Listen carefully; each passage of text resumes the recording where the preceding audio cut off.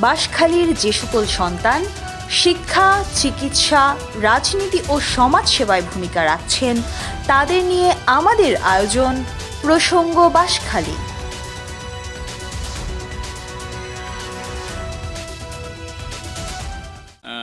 সর্বপ্রথম আমার পড়ালেখা শুরু দক্ষিণ জলদি সরকারি প্রাথমিক বিদ্যালয়, বাঁশখালী পাইলট উচ্চ বিদ্যালয় থেকে এসএসসি এবং আলাউল কলেজ থেকে আমি এইচএসসি কমপ্লিট করি। এরপরে চট্টগ্রাম বিশ্ববিদ্যালয়ে ওরিয়েন্টাল ল্যাঙ্গুয়েজ ডিপার্টমেন্ট থেকে সংস্কৃত বিষয়ে অনার্স এবং মাস্টার্স কমপ্লিট করি। আমি অনার্সে প্রথম শ্রেণীতে প্রথম হই এবং মাস্টার্সও প্রথম শ্রেণীতে প্রথম হই। এরপরে একই ডিপার্টমেন্ট থেকে আমি এমফিল ডিগ্রি কমপ্লিট করি এবং বর্তমানে আমি পিএইচডি রিসার্চ করছি চট্টগ্রাম বিশ্ববিদ্যালয়ের ইতিহাস বিভাগ থেকে। ইন দ্য মিন টাইম আমি 2012 সালে সংস্কৃত বিভাগে লেকচারার হিসেবে জয়েন করি এবং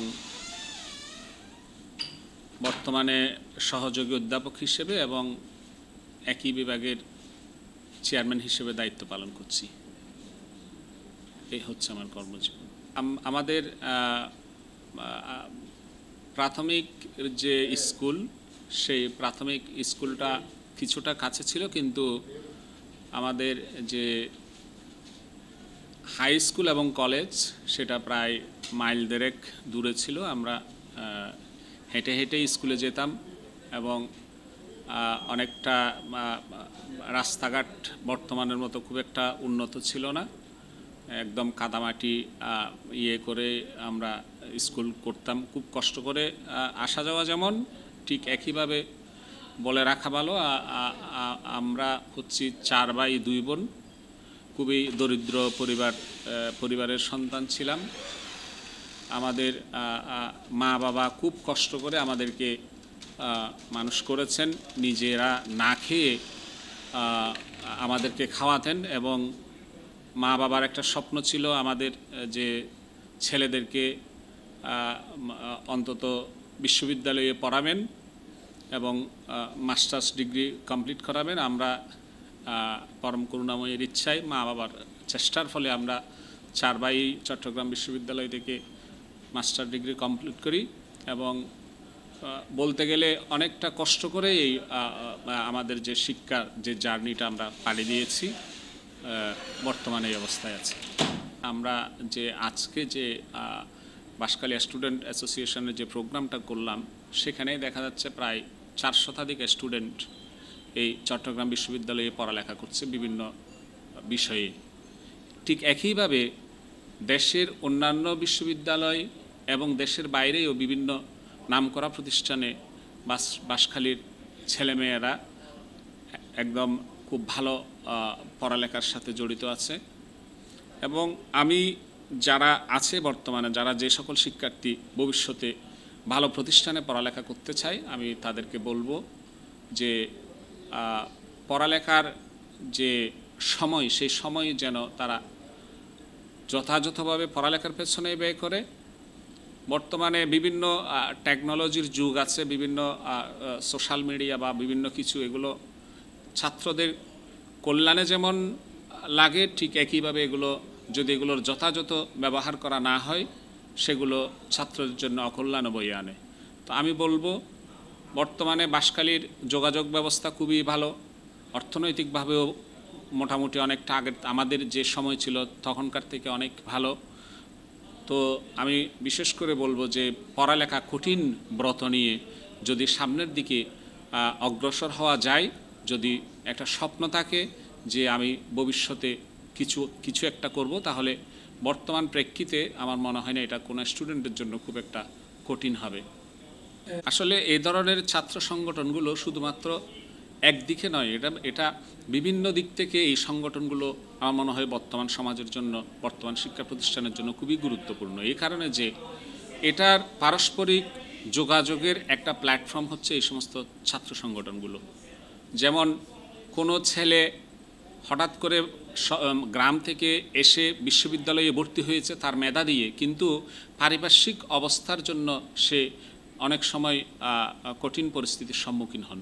তো এই সমস্ত, যেমন সে একটা টিউশনি পেতে পারে এই সমস্ত সংগঠনের মাধ্যমে, সে ইউনিভার্সিটিতে এসে বিভিন্ন হলে সিট নেওয়া, তারপরে একজন আরেকজনের যে আর্থিক দুরাবস্থা সেটাও পারস্পরিক বোঝাপড়ার মাধ্যমে, বন্ধুদের মাধ্যমে সে অনেকটা কাটিয়ে উঠতে সহায়তা করে। এরকম আমরা দেখেছি এই সমস্ত সংগঠনগুলো শুধু এইসব বিষয়ের পাশাপাশি বিভিন্ন সাংস্কৃতিক, সামাজিক সংগঠন, পাশাপাশি বিশ্ববিদ্যালয়ের অভ্যন্তরে যে সমস্ত আমরা বলতে পারি যেগুলো সোশ্যাল যে ওয়ার্ক, এই সমস্ত কাজগুলো তারা করতে পারে এই সমস্ত সংগঠনগুলোর মধ্যে। এবং যদি পূর্ণাঙ্গভাবে সংগঠনের সাথে শিক্ষার পরিবেশ নিয়ে একত্রিত থাকা যায়, তাহলে আমার মনে হয় এই ধরনের সংগঠন ছাত্রদের জন্য সুবিধা ছাড়া অসুবিধা কখনো আনবে না। আপনি দেখবেন যে বাঁশখালীর যে ছেলেরা বা মেয়েরা একসময়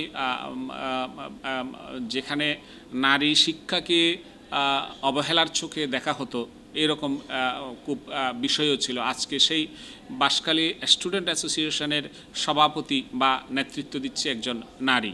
তো এবং পাশাপাশি এখানে অনেকগুলো ছাত্রছাত্রী এই সংগঠনের হয়ে সামাজিক এবং সাংস্কৃতিক, একাডেমিক সব কিছু বিষয়ে তারা অত্যন্ত সুন্দরভাবে তারা সমাধা করার চেষ্টা করছেন।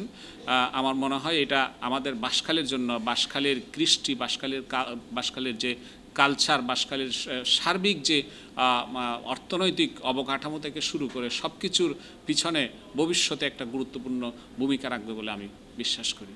বেশ কিছুদিন ধরে বাঁশখালী এক্সপ্রেস সম্পর্কে আমি যতটুকু দেখছি, একদম সমাজের সর্বনিম্ন স্তর থেকে সব কিছু সর্বোচ্চ স্তর পর্যন্ত এই এক্সপ্রেসের যে বিচরণ, তারপরে বাঁশখালীর আপামর জনগোষ্ঠীর পক্ষে যে এক্সপ্রেসের কাজ, বাঁশখালীর যে আইকন, বাঁশখালীর যে শিক্ষাবিদ, বাঁশখালীর যে বিশিষ্ট সমাজ সংস্কারক, তাদের নিয়ে যে ডকুমেন্টারি বা এই জাতীয় সচেতনতামূলক যে বিভিন্ন ধরনের পোস্ট বা কন্টেন্ট ক্রিয়েট করে বাঁশখালী এক্সপ্রেস যে মানে বাঁশখালীর একটা আয়নার মতো করে কাজ করছে, আমি নিঃসন্দেহে এই বাঁশখালী এক্সপ্রেস অথরিটিকে এটার জন্য আমি কৃতজ্ঞতা জানাতে চাই।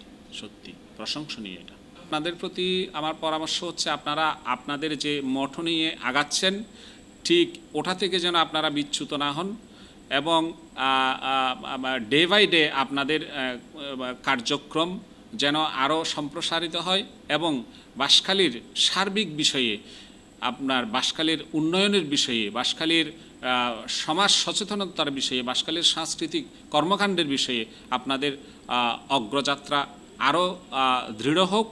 এবং আমি মনে করি বাঁশখালীর যে একটা দেশের সার্বিক সমৃদ্ধির কারণ হচ্ছে প্রত্যন্ত অঞ্চল, প্রতিটা জনপদের উন্নয়ন।